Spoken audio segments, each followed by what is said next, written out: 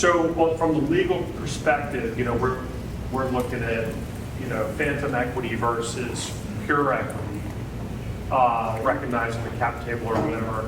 What, you speak to complexity really from the legal standpoint of phantom equity, how complex is it or costly to set up, that type of time? Yeah, absolutely. So, and what's being asked here is what we would call alternative incentive compensation. There's three kind of big buckets that I like when somebody comes, and often the first thing is just what we hear is people going, "Oh, I need to give so and so some equity," and I usually go, "Hey, let's just back it up and let's have some Q&A on what's right for them." But bucket one is straight up cash. It is the cash bonuses, whether you tie it to certain milestones or just whether it's purely subjective. That's bucket one, and frankly, that is the most popular bucket for the vast majority of employees, even ones you'd be shocked at. We see executives making their base salary be $500,000, $1 million a year. These folks are still living paycheck to paycheck. They just burn it all, and they prefer the cash often. The next bucket is quasi-equity, so what you were talking about, phantom stock, stock appreciation rights. That is something where we often go, okay, you've got to have the right person that sees the vision that, hey, I'm willing to take this quasi-equity or maybe quasi-equity in lieu of some other sort of incentive in order to, stick around for ultimately the exit. Because most of those plans are designed in a way where they're not going to really get anything as they go along throughout their years. They're really waiting for the exit. We often will coach our clients, hey, couple that with a cash bonus plan, a little something now, a little something later. That tends to do a little bit more for the golden handcuffs, so to speak, versus just a phantom equity plan, phantom stock plan. A lot of folks, even, again, really smart, well-to-do executives that have a lot of experience, they just can't see the vision in that. And then the third bucket is real equity. And I always say, take a lot of time before you go to that. And often even just a few questions, ask the executives, hey, what's appealing to you? What do you like?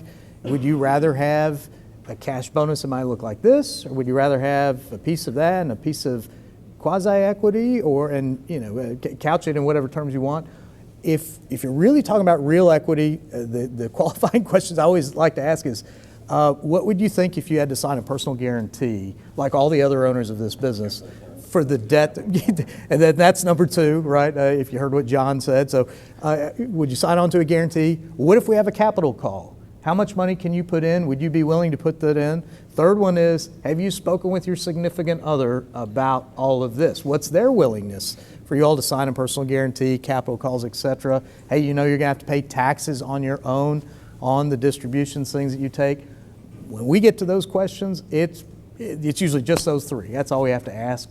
And even though they may say yes, they usually go home, and a couple of days later they come back and they go, nah, that's not for me. So in other words, pure equity, once you paint the real picture of what it implies, yeah, a lot of folks will opt out. That's correct. That's correct. They will opt out. They'll figure something else out. We'll do the profit share. Yeah. So then, and the last part of what you're asking, sorry, real quick, the plan always depends on what levels of complexity you want to have in it, whether you want continual vesting, straight vesting, whether you even want a vesting schedule, do you want to tie it to something else? But on average, I would say budget between $4,000 to $6,000. If you go with a boutique shop, if you go with a specialty ERISA 409A shop, budget about $10,000 to $15,000 to have something like that drawn up. So you've got a lot of options, though, that are out there if you're thinking about equity, quasi-equity, cash bonus options. Right.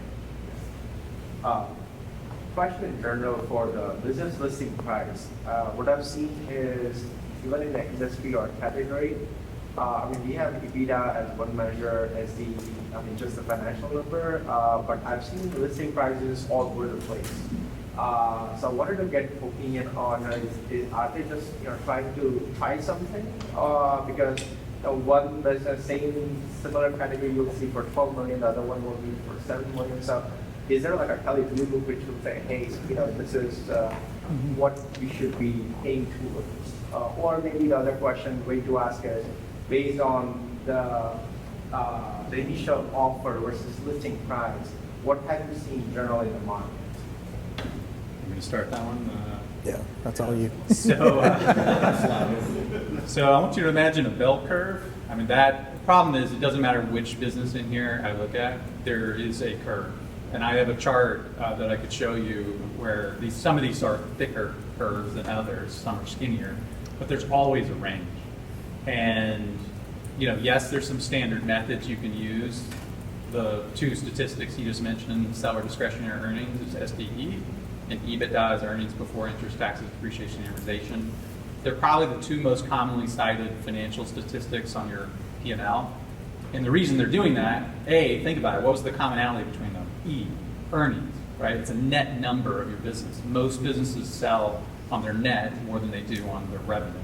Now, one thing that drives me a little wild with is we're always talking about our growth, on how much we grew and our revenue and all this, but the M&A world is much more about the net. And the smaller you are, the more likely people talk in an SDE standpoint. But once you get to $1 million in purchase price or above, we do start, to me, converting to more of an EBITDA world. But it's pro forma EBITDA. It's what is true EBITDA, not what you're just showing in your books. Before we can even value, we have to say what is real, because you're probably doing one thing for Uncle Sam, and that tells me it's here, which doesn't help from a valuation standpoint. So we got to start with what's real. And there's always a range. There are databases that you could leverage. Day passes for, where you pay just to access the database for a day. But again, even if I give you the exact databases we use, you're going to find that exact problem. You're going to go, man, businesses in my space are between 2 and 8. I want to be 8. The average is 6. And it's like, well, but where are you in this continuum? And the only way we get to determine are you the 2, the 3, the 4, or up to the 8 is when we do due diligence on you. Which means we have to spend time with you looking under all the rocks of your business. And the more things that are positive there, then the more you start sliding over. And the reason why you see things all under the sun is because I can have 2 homes side by side. They look identical, same square footage, right? You go inside, one's a train wreck and one's completely newly renovated. That's the problem. I got to do a full inspection on all of the components of that house before I can really say that this one's the $500,000 beautiful house in Alpharetta. And this one's the 250 junker, even though they look exactly the same. Same square footage, right? I think I would probably add, it depends on where you're getting the information as well. For those people that have poked around on bizbuysell.com, right? Most of that stuff on there, there are some good businesses, but a lot of it is just garbage, and it's been priced by the owners. For those who haven't, it's something as you're watching TV to poke around on. It's a lot of fun to see what's out there. But a price that's on there, I give it a lot less credence than if VRA or Croft and Bender calls us and says, hey, we've got a business that's worth X. I know that they've already hired somebody like David. They've pushed on that person. They've done a bunch of due diligence. And even though there might still be a little room to play, it's going to be a lot different. So be careful on what you see out there, right? If you're really looking at it like, oh, where should I be? I would go back to what David said and figure out what your components are, right? What can you push and pull on? What needs to be improved? And go from there. If you're acquiring a target, the due diligence will turn out, is this really worth what they're asking for it? It's the EOS question. For the business owners, that choose to invest in EOS, where are they seeing, other than operations side during the time, when they go to sell, where are they seeing that return on investment? Is it in the finding the target, companies are looking for companies that run EOS? Is it in the valuation? Where in the valuation? Is it in the due diligence? You mentioned the due diligence. Yeah, so a couple of things that we see. One is if you're on the sell side, you're trying to sell your company, those companies that have implemented EOS or something similar to that generally do have more appeal because A, they understand organizations, hierarchy, accountability, and they've got typically management in place. And if you've got a solid management team, that's one of those many factors that can help to increase the value of your company. So I'd say that's probably one of the biggest things. Documentation of processes, that's probably number 2.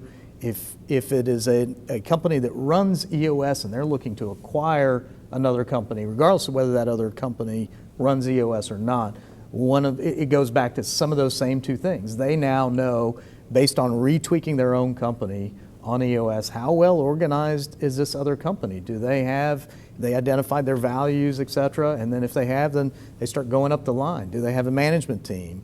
Do those folks know what their accountability responsibilities, are? And the more that you can say yes, yes, yes, the higher the value on that acquisition target. So I don't know if I answered your question. And the better the but- terms. Quick side note, EOS recently became a franchise. Yeah, at the risk of offending some people in this room, maybe, what do you guys see business owner themselves doing or not doing that hinders a higher value of the business? Well, there a bunch.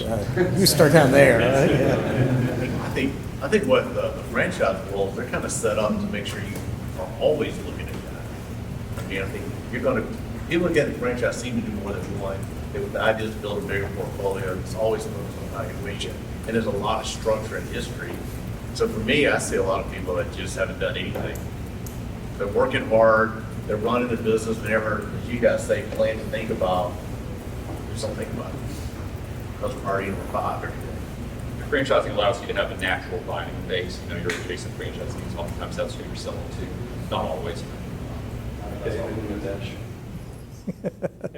I mean, I would say being introspective.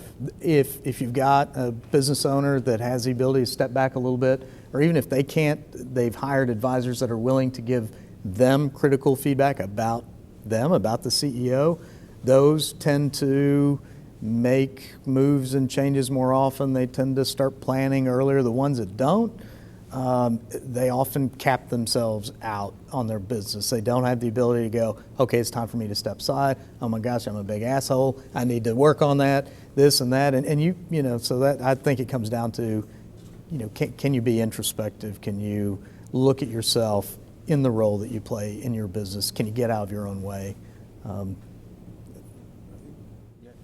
But I would say too, and Randall's done it so smartly, right? He's created a catalyst for not only growing the nonprofit, doing what he loves, just being outside and bringing other folks into it, but it's a feeder, right, for him to kind of evaluate these other companies. If you don't have a feeder, or if you don't want to create one, I would just say be politely bold, right? Ask these folks to go out for lunch, or dinner or drinks or whatever, and ask them, hey, have you thought about your exit? What is it looking like? And if you already know, if you've already done a lot of research on them, you may only get that one chance. I often say, hey, look, if you're ever thinking about exiting, I would love to talk with you. Please keep that in mind and stay in touch with them, because it's all about timing. You just never know when that person might have that moment. And, it could be when they're ready for it, but also so many other things happen with family and health and this and that, where they may suddenly go, oh man, thank God I spoke with Jeff. Let me give him a call. Or you check back in and it's just the right moment. So I would say, be polite, keep a list, right? And if you really want to do it on your own, you can start with book of lists, industry list, etc. If you want to do that the next level up, that's where you hire somebody. You hire a broker, an investment banker. You're going to pay them for it, but you're getting a lot more out of that as well. So that's kind of different levels. Mitesh, you mentioned biz buy sell as a joke. So are there? Yeah, I may have to back that up a little bit. There are some.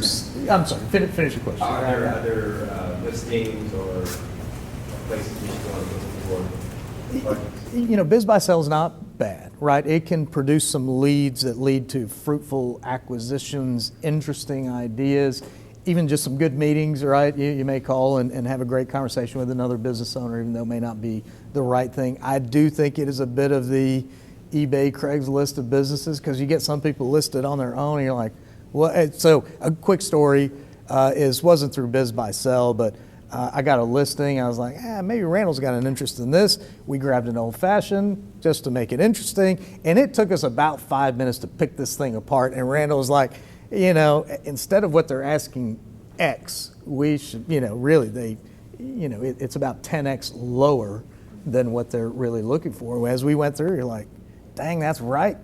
Maybe you just take it instead of buying it. Right now, we were just playing around a little bit too. But that was one of those biz buy sell sorts of things. You can get on lists for business brokers. They would love to add you. You'll get it that way. As far as a passive website, that's the main one that I'm familiar with to go and poke around. If you guys heard of BizQuest, I mean, there's like 3 or 4 that are similar to this. so BizQuest, what are, any So other Biz by ones? Sell gets the most eyeballs, you see a lot of listings, but I talk to clients literally every day that have been looking at Biz by Sell. And yeah, it takes a while, you have to be ready. I mean, oftentimes they're 2 years in and they come to us and say, hey, I've been looking, you know, I wanted to do ETA on commercial for acquisition. And just haven't found the business that, the diamond in the rough that hasn't been picked up. So find the brokers and get on it. I think that's the next level up. Yeah. If you don't want to, there's a lot of frog kissing that goes on if you're going to go down the biz by sell route. You know, because a lot of those have just been listed by people that, you know, I gave one of those examples. Why don't you trust the process? So I can do this on my own. Okay, if you're going to put your life's work in your own hands, knock yourself out, right? So, but you see everything. Best ones come through networking and just start working at it like you guys were. These 3 guys right here, attorneys, valuations, what you're doing. I mean, you guys probably see more potential about to sell, getting ready to sell. You know, make yourself available, like, hey, have a plan. And I've kind of done that. When I sit down with some of these guys, I'm like, literally, I got this much cash, so we can close tomorrow. I'm not going to do all this crazy due diligence because my team is have an M&A CPA, you got Mitesh, you got these guys. So they kind of get comfortable with that. But it's networking, right? I mean, it's networking. Those are where the good deals come from. Just go back to our housing strategy, right? You want to find that house that hadn't hit the market yet. Who do you talk to? Neighborhood realtors, same thing. You got to see a lot of stuff early on before it could be years before they think they're going to sell. I keep a list, right? Now, I don't know how many other M&A attorneys do it. Maybe they all do. But I keep a list when people call me and they go, hey, I want to sell. If it's interesting, unique, high value, I like the owner, they go on that list. And those are the ones that I absolutely start calling folks going, hey, would you talk to this guy or this gal? I've got something interesting. And you never know, right? You want to be in touch with the dude that's got the list, right? Or the lady that's got the list. So.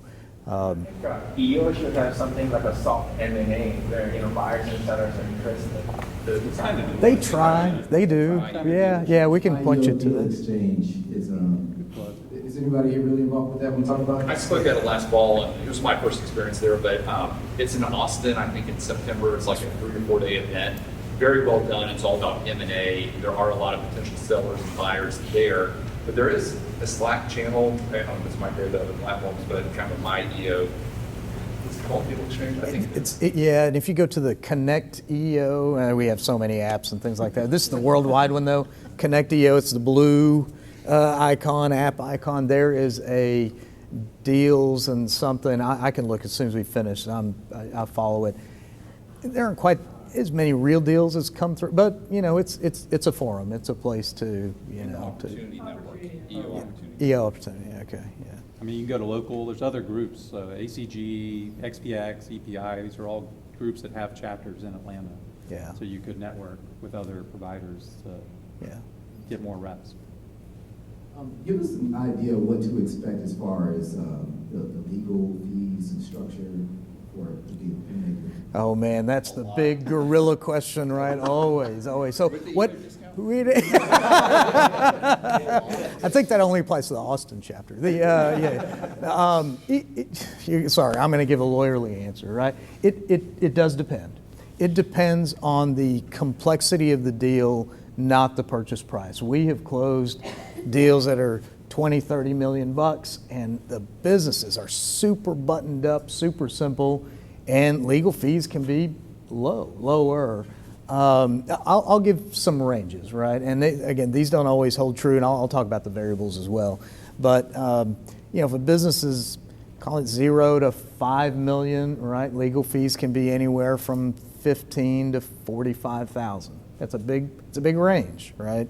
As they start creeping up past 10 million, let's call it 10 to 50, we would see, and again, this is with a firm like ours. We're not the lowest in the market. We're not the highest. We're a boutique firm, so we're We've got a lot of ex-big firm folks, some specialists. We can do most of the things in-house. For that next tier up, 10 to 50 million, probably in the 50, 60,000 on the lowest end to 120, and it usually falls kind of right in the middle there as well. Beyond 50 million, we're typically dealing with much more complex businesses, and we're talking about sale price of 50 million or more. So 50 to 200 million, you're going to see legal fees that are usually 150,000. If you go with a big firm, $500,000 to $1 million with a big firm. The variables that we typically see are, again, how much cleanup do we have to do, or does the other attorneys on the other side have to do? And that goes along with everything we've been talking about today, pre-planning and getting your house in order, client contracts, operating agreements, this and that, your financials. But again, to grow to a high level, usually they're pretty buttoned up, the more you go upstream. The other variables that we will see are multi-locations. That's probably one of the most expensive things, or multiple revenue streams, because each one of those revenue streams or each one of those locations has stuff that we have to touch. And the more that the attorneys have to touch it, the higher those legal fees are going to go up. I'd say the third biggest variable, and sometimes you just have, actually most of the time you have no control over this, it's who's the party on the other side and who is the counsel that they've hired. If they hire some poor person that was picked on their whole life and now they can, make up for that with every stroke of their pen, either you take what they send back as is, or you have to push back. But if you've got somebody that's nitpicking every little thing, they're not a big picture person, that can almost double your legal fees. One of the things that I tell my clients, we always give a quote right out of the gate, and I'm like, let me have just one conversation. Like, I know my type really well, right? So I can have one conversation with the other attorney, ask a few questions, and come back to my client and go, this is going to be okay, right? Like, they know what they're doing, et cetera, or this is really going to suck, So we had a transaction a couple of years ago where the attorney on the other side was a litigator, had never done a deal before, and I told our client, I was like, this is going to not go great, and it didn't go great. We closed the deal, but it ended up costing probably twice as much as it should have, because the person on the other side was just not the right attorney. They wouldn't admit that they were the right attorney. They were trying to figure out a brand new area of law on the fly as they were going, right? But the client that used that attorney, they stuck with them. They saw this faltering and they stuck by them. So, yeah. I would say I'd add to that a couple of things. One is, this is where it's good to have your advisor team kind of, ready to go. Because let's say you're going to buy another fire suppression company, you'd recognize operational things that I never would. I would recognize things that you likely never would, all of which mine could be red flags, yours could be red flags. You get a valuation specialist involved, they're going to see things that I wouldn't see. So it's for that reason I think it's good to have a team built out, because those red flags will appear differently to different folks. The second thing, just generally, you get the CEO, it's like, man, I'm working 10 or 12 hours a day, doing all this stuff, and and maybe they're really doing well, but you get the one or two at the top that are just working like dogs, and they're putting in too much. To me, that means something is off somewhere. They don't have a secondary management team, they're control freaks, something's amiss that they're trying to make up for. That's probably one of the biggest out of the gate red flags that we tend to see. What would you guys recommend if you want to make a strategic buy, like buy a competitor that's a lot smaller and maybe a 1-2 person shop or something like that? What would be the first step? How would you approach that situation? I would kind of go back to in those steps I was talking about, the very pre-planning. Why are you thinking about doing this? Can you afford to do this? A plug for our financial planners that we have, Matt, Reagan, Casey, maybe others here in the room. Talk with them and really find out what can you afford? Why are you doing this? How does this add up and mesh in with your long-term plan, And then I think from there, if you check the boxes, then you kind of move down the path. What does that conversation look like when you're approaching a competition? Like how do most people handle that? You're selling results, right? When you sell, you don't sell. We all know this. When you're trying to sell somebody, which is what it is, if you're trying to acquire someone, you're trying to sell your value to them. So what do? You sell results. We show what this is going to look like once we have gotten through all the due diligence, all that legal stuff, what's it gonna look like a year from now for you and for me? And if they like that picture, it's usually easy. Just stay focused on that. A lot of times you'll be amazed. They'll tell you, well, I really don't want to do this for 3 more years. Oh, so I just be as broad as you can. Focus on pain points. I think that's a good one. We see a lot of smaller business owners trying to do it all. It feels like the most common thing is the administrative side. So we're like, look, and this is often something that we use. Hey, look, we've been doing this for 15 years. We've got a full administrative team set up and ready to go. Accounting, bookkeeping, CFO, billing. We do so on this schedule, on this process. We're going to take all that stuff off your hands. You're not going to have to touch any bit of it. All right. So we hit on the pain points. Then we go to what Randall's talk about the upside, right, that comes after that. You can focus on sales, focus on your clients, right, focus on growing your piece, or hey, we're going to plug you in. And, and if you've got an already existing success story, hey, look at David, who joined our practice 2 years ago, right? And if David's a decent salesperson, get him in front of that person. Hey, I was struggling, I was doing this and that, and I joined the team, and look how it's turned out. So, but yeah, I kind of going back to what Jeff was saying too, just start approaching those folks. You'd be surprised what you would find out what other people are going to share. There are lots of clean windows and shiny businesses, you think, but just like I think David was saying, you walk in, you're like, holy crap, So a lot of those folks, they're looking for a lifeline. They really are. They may not know how to ask.